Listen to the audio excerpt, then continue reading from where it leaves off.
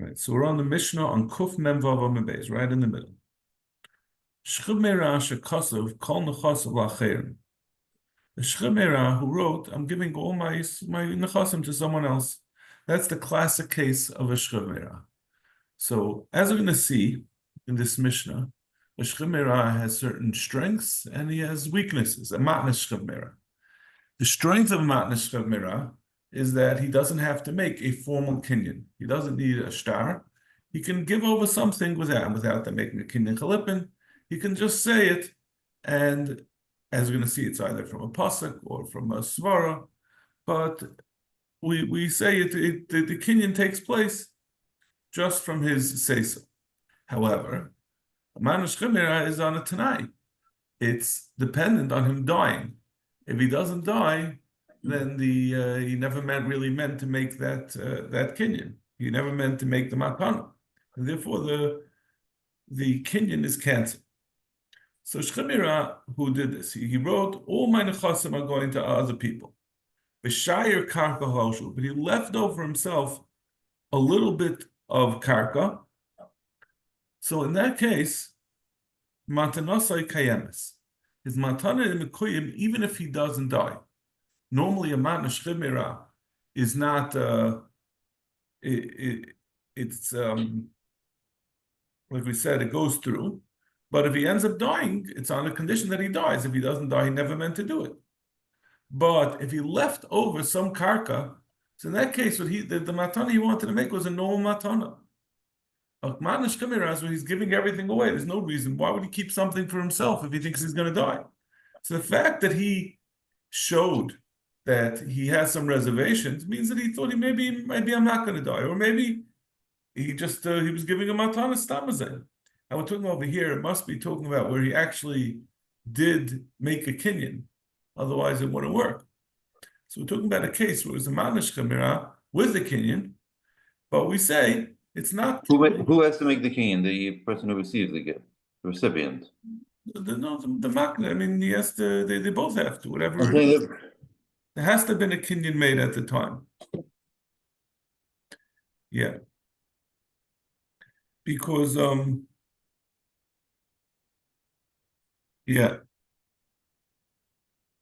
So that's going to be the rule. From the fact that he kept over some karka for himself, means he's not doing a classic matna shchimera.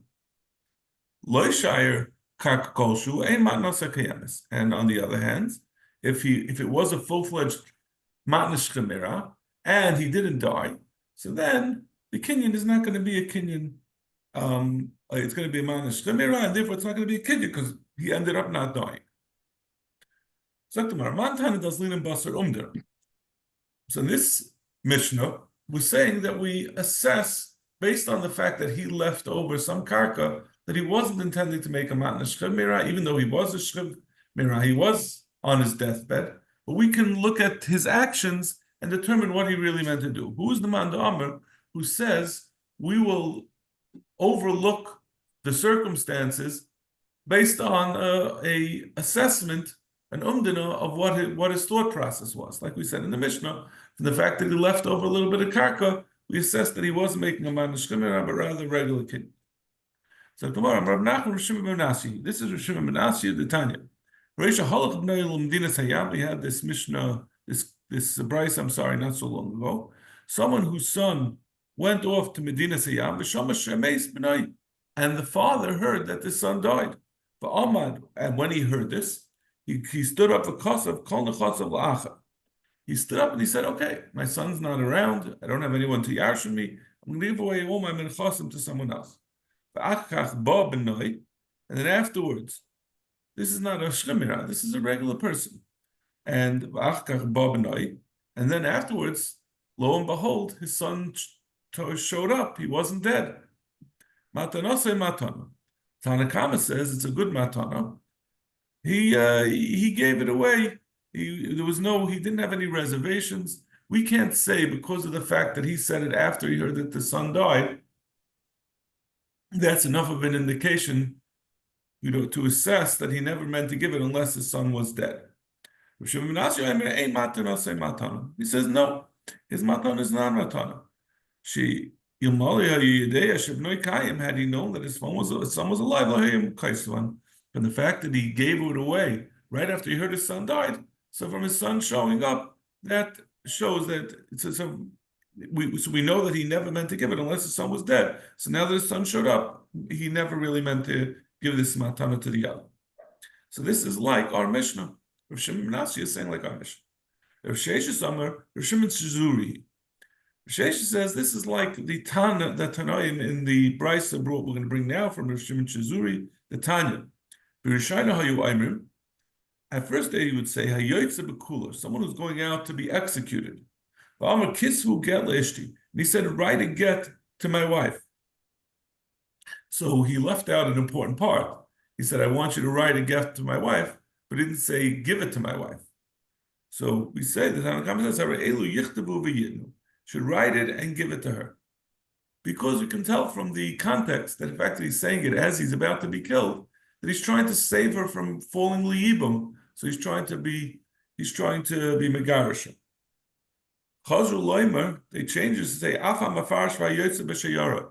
Even it doesn't have to be quite such a drastic case of someone who's about to be killed. It can be someone who's going out on with a caravan, which is risky, and even that's enough to indicate that he intends to. If he just says kisvu, that we're also going to give the get because it's clear from the context what he's saying. Rav Shimon Shizuri says, Afham sukkah, even someone who's sick, but the Rishonim talk about exactly what the sakana is, but even a lesser level of sakana, as long as he's in a sakana and he says, write a get for my wife, he also means to give it. So we should see the Taisvis, the last Taisvis explains that this, even though the Gemara seems to be saying it's only Rav Shimon Shizuri, that's not what it really means. Rav Shimon Shizuri, it could have been the first two dinim that we said, also someone who's going out to be executed, because we're all looking at them from the context. Rav Shimon, it was referring to the entire brisa.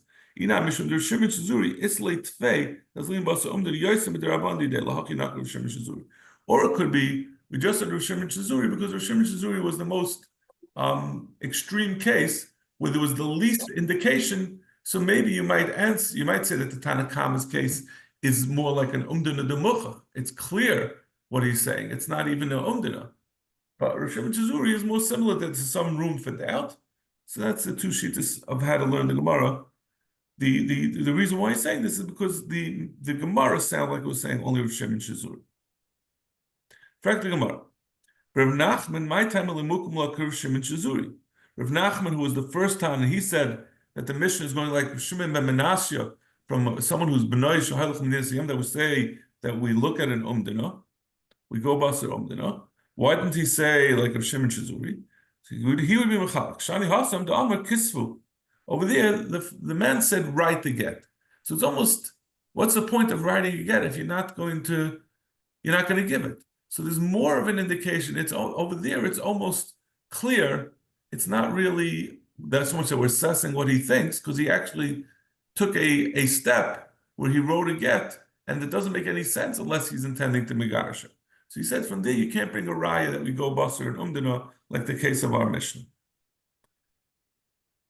Rav Sheshes my time alamukum Rav Shimon Menashe, and the other way around. Why didn't Rav Sheshes say like Rav Shimon ben Menashe?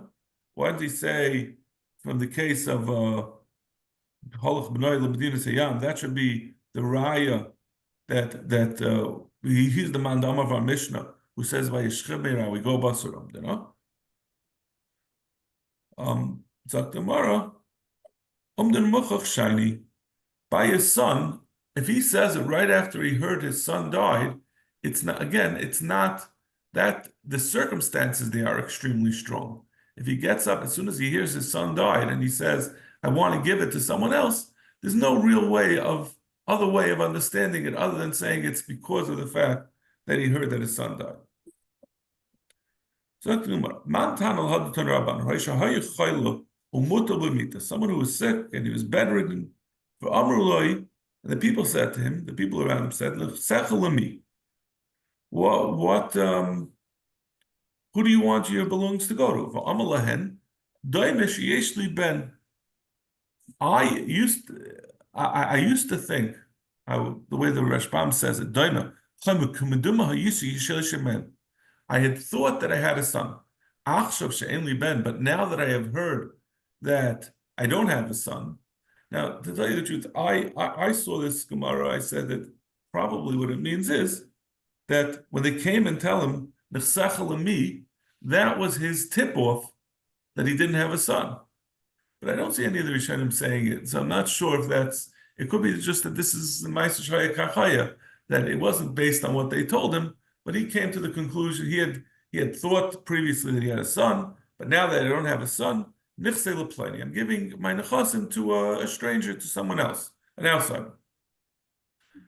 Hayachaylu muta b'mita, similar case, if he was sick, va'amruloi nechsach l'min nechasav l'min, he didn't have any children. Amal had daimashe ishti mubarasa.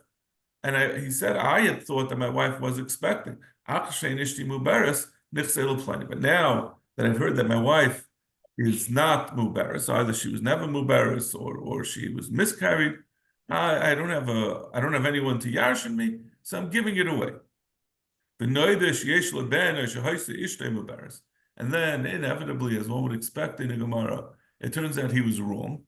That which he said, that I thought I had a son, was actually right, or that he said I thought my wife was mubaris, was correct. Ein matanasa matana. So then that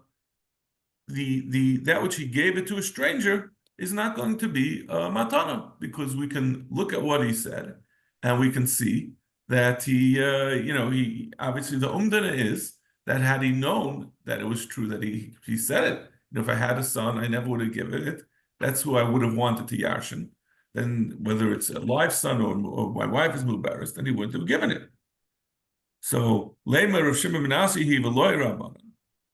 So l'chayra, this is like like Rav Shimon ben Asi, who had a very similar din. Someone who had a son who went to B'nai Siyam and he heard that he died and he gave it away. We say we understand that when he gives it away after hearing what his son did and his son was dead, it must be only because he heard his son was dying.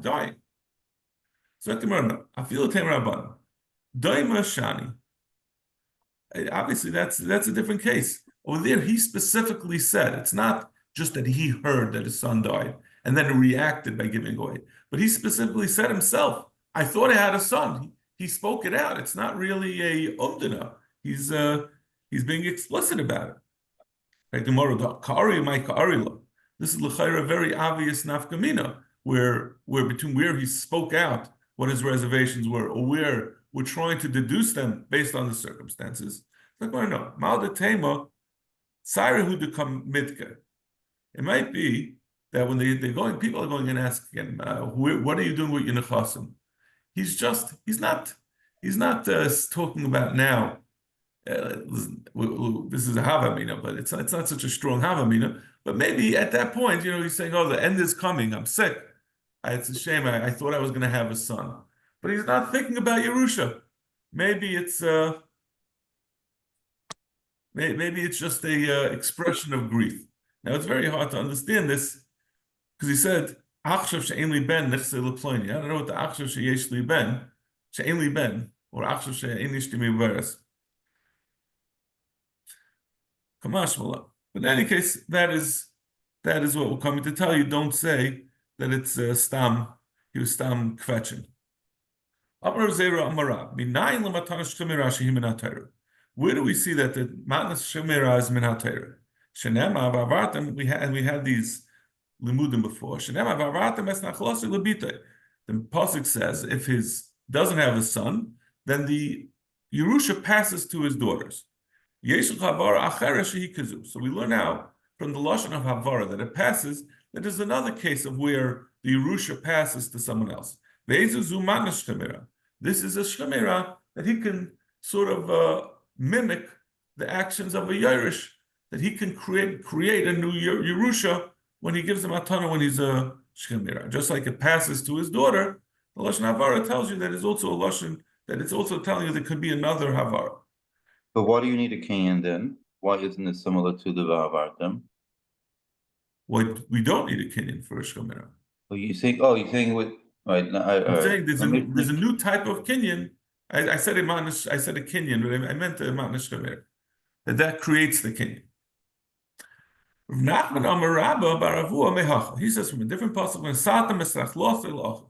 The pasuk of Yerusha continues, and it says that if he doesn't have either a son or a daughter, then it goes to his brothers. And the pasuk says he give it to his brother. He learns it from this lesson of Atam. Nachman, my time why doesn't he use the first pasuk of Avartem? Like Rabbi, the Tanya, Rabbi Omer, Bekulin Nemar Behen Nesina, the Kan Nemar Havara, Ein Lechoshem Maver Nachlam Mishevet L'Shevet Elabas. Since you use specifically Lashon Havara, and Havara is a Lashon of passing out, so we say it's that Abbas can be Maver her Yerusha to a different shape, can pass it, can convey the Yerusha out of her own shape. How does that work? No, this is the pasuk that tells you that her son and her husband yarshin the mother, the wife. So they are both not part of her father's shevet. Her son is going to be miyuchas after his father. So we learn from here, from the fact that the Torah says that a daughter who gets a Yerusha can then pass away the Yerusha to a different Shevet. We see that her son and her husband Yashna. So that's what he learns from the Mahavata. So therefore he learns it out from the pasuk of Nesina. Rezeir, my time Nesatem. What did Rezeir learn from Nesatem?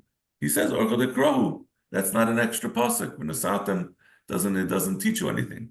Masha Enking, Rav Nachman would say that no, it doesn't have to be Nesatem. It should say like he yarshened it. The Yerusha will go to the brothers. What is the Nesatem? Tells you a lesson of like a matnish chemira. Rav Menasya Bar Yirmiyah Mehach. He says from a different pasuk, a third pasuk. Vayam Mahem Cholach Chizkiyo Lamas. Chizkiyo was about to die. Vayaval of Yishayo ben Amoit Hanavi. The Navi came over to Vayamel of Koyam Hashem Tzavlo Beisecha. Kimesata. You should give instructions to your house because you're about to die. You're not going to live. But we see that it's just all he has to do is give an instruction of what should happen with his belongings. So you see that's a matnish chemira that doesn't require a kinyan. All it needs is a tzava.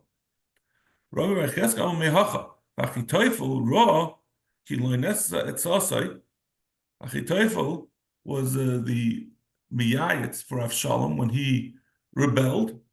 So he gave an eitz of what he should do, that he should pursue and try to kill David, and Avshalom didn't listen to him. So he knew that he was doomed. He got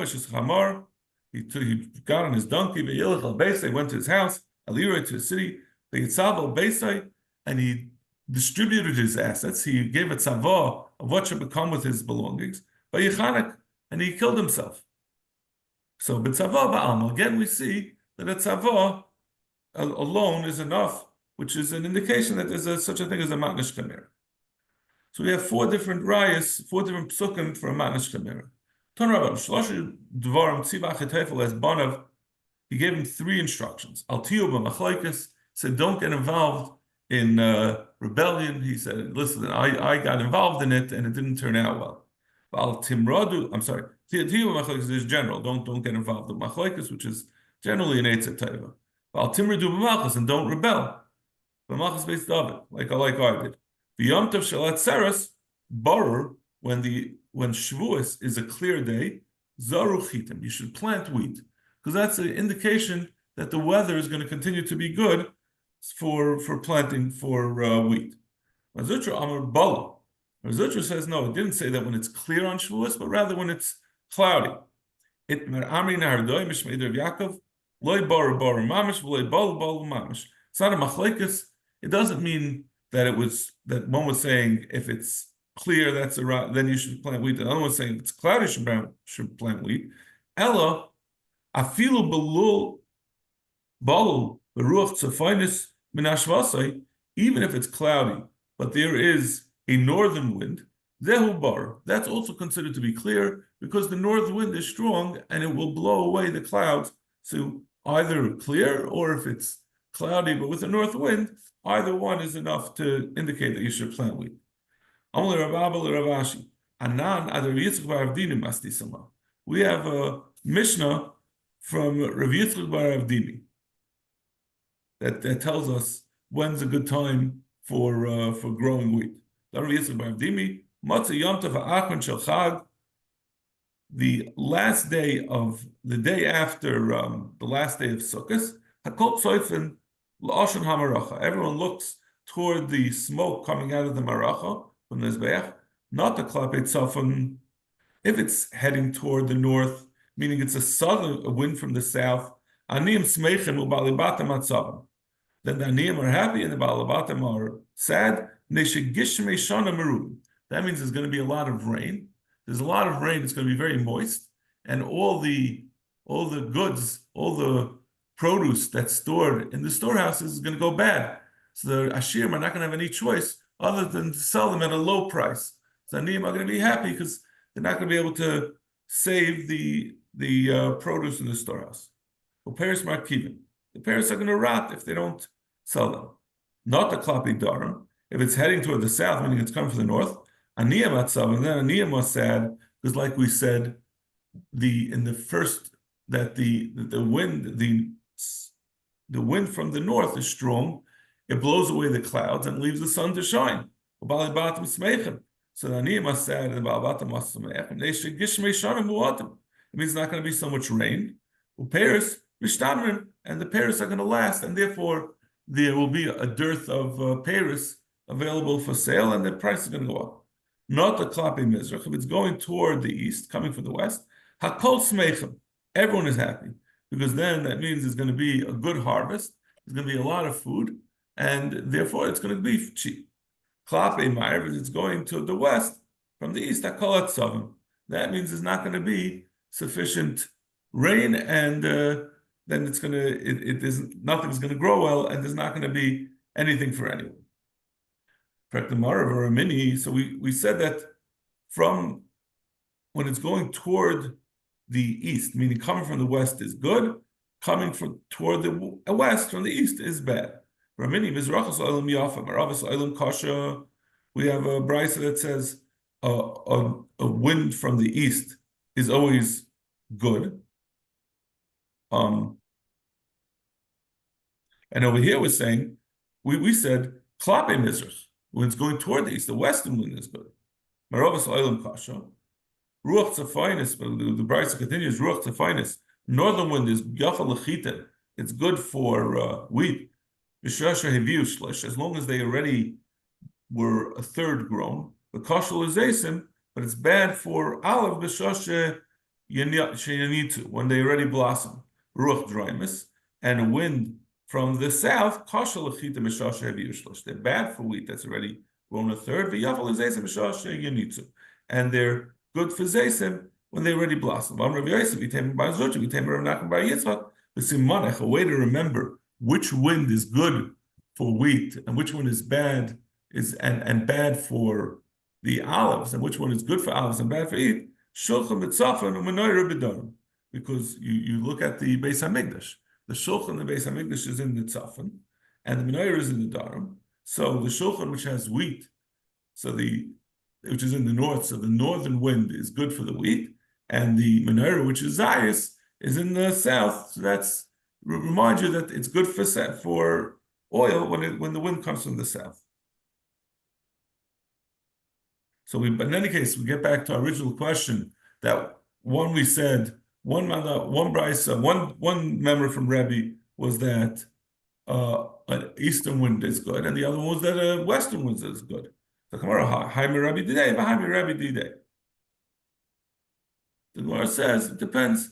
The different versions of Rebbe. I'm sorry. Yeah. I'm sorry. Lo kasha. Did I skip? Yeah. I think skip high marbi day, high marbi day. I'm sorry. High marbi day. Right. I'm sorry. That was the end of the last thing. We weren't giving the teretz yet.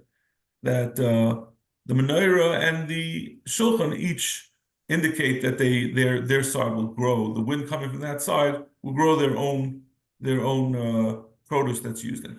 In any case, Gemara says it's kasha. Like kasha, halan v'halu. This is one is for in Bavel and one is for Bnei Eretz Yisrael. They have different weather needs. So in one the western wind is good, and the other one the eastern wind is good. Tanya, Abasholam, Yom Tov Shalatzeres, Bar Simin Yafa L'chol Hashana Kula. If it's good weather on Shuas, that's a Simin Yafa that the whole year is going to have good weather. Amar Zid Hayuma Kama the Reish Shasa, the first day of the year, meaning on Rosh Hashanah, Ichamin Kula Shasa Chamima. If it's hot, the whole year is going to be hot. Ikar Kula Shasa Career. And if it's cold, the whole year is going to be cold. My nafkamina. What's an nafkamina? Well, we'll find out. It's either going to be hot or it's going to be cold. So tomorrow, let's feel shall kain gadol. The kain gadol, if it's supposed to be hot, then he'll daven that should be colder. If it's supposed to be cold, he'll be daven that it should be more matter. Right? We had brought earlier the four psukim that where we learn out matnas chemira. We're saying Rav Nachman says it's not from a pasuk. It's a derabanan. Now, l'chayra, he would just say that those psukim are smachta. Shema titrav daita olav. And what's the reason? The pashta svara that a person who's about to die, if you're going to require him to go get a scribe and write a shtar, he's going to get upset, and that's going to hasten his death. So you don't want to upset him, so we allow him to carry out his wishes. So tomorrow, mi amar Rav Nachman hachi. Does Rav Nachman really hold like this? Amar Rav Nachman afagav da Amar Shmuel. Even though, and this is a very interesting svara. We say, let's say Ruvain lent money to Shimon. So he's now Shimon, and Shimon gives him a shtar. And Ruvain says he has a note saying that Shimon owes me money, and he sells that note to Levi. And then Ruvain is moichel the loan to Shimon. He already sold the note, and he's moichel the loan. So that's the case. That mechila takes effect. Now, why should it take effect? He already sold the note. How can he be moichel a loan that's not it's not owed to him anymore? So the Rishonim say that there's two separate parts of a loan. The fact that you lend someone money creates that he has to pay you back. But in addition, there's also a shibud. That means that you can go and be gaiva. There's a lien that allows that you can go and take from him if he doesn't pay. So it's only that second part, the lien that you can sell. But the actual chiv that the person has to pay is to the original lender, because that's its own thing. It's a natural outgrowth. It's not something that's conveyable. It's incumbent on the person who borrowed to pay back. So he says that once you meichel that, then the shibud dies on the vine. Even though you've sold the shibud, that shibud doesn't have anything to support it. There's no loan anymore to support it, and therefore it dissipates. And therefore you're able to be meichel. Now, and it seems very unfair, but I believe you can then go back. The person who bought the loan can then go back to the person who sold it to him and say, it's I don't know what it is. It's a Mekach Tois. Mekach Tois, right? This is not what I intended to buy. I thought I was buying something worth something. But clearly, he caused them damage, and there's going to be some liability. I don't know exactly what this was, but maybe Mekach Tois. But in any case, he does have the ability to. The lender has the ability to cause the note that he sold to become ineffective. It's not just the person who made the loan, but even his son, who yarshins his rights to get that loan, he can also be meichel and cause the buyer to lose the power to be gaiva his loan. So tomorrow, Moide Shmuel is Moide. But Shmuel says this is all if he sold the note. But if instead of selling the note, he gave it as a matnas chimera, then he can't be Meichel. And what's the theory? Why is it Manish Chimira? We're saying a Manish Chimira is stronger than a sale, than a regular sale. So if you'll say it's from a pasuk, because the Torah tells you that the psukim were basically telling you that it's tzava ba'almo, or the first ones were that it's like a Yerush. It's saying that someone who gets a Manish Chimira, they become the Yerush. So a Yerusha, that can't be reversed. You can't say if you yarshened, if the it's not really, there's no practical way to say that someone who bequeathed a loan then can't be meichelet because he's already dead. But the point is, if someone if the recipient of a matnas chemira has the status of a yerush, then he's in a stronger position. It's not just that he's getting the shibud, but he's like a normal purchaser, but he's getting the whole kit and caboodle. He's also the one, he becomes a yerush, steps into the place of the person who originally had it. So therefore, a matnas chemira, if you learn it's from a pasuk, then we can understand why he could, they would no longer, the original Nisan could be Meichel. But if it's just the Rabbanon, that Shema Titruf Daitai, the Chacham gave it, they made it like a matana. So just like any matana or sale, the original Nisan can be Meichel, so he should still be able to be Meichel. So the Gemara, the Gemara says no, we'll have to answer that even though Rav Nachman holds it to the Rabbanon, but we set it up like a Yerusha of the Torah, even though it's not Xeris HaKasav, but that's the way the Chachamim put it into place. Okay, we'll stop over here because this is going to go on for quite a bit. The dinim of a matana, how a matana works. Thank you. We'll see you Matzah Shabbos.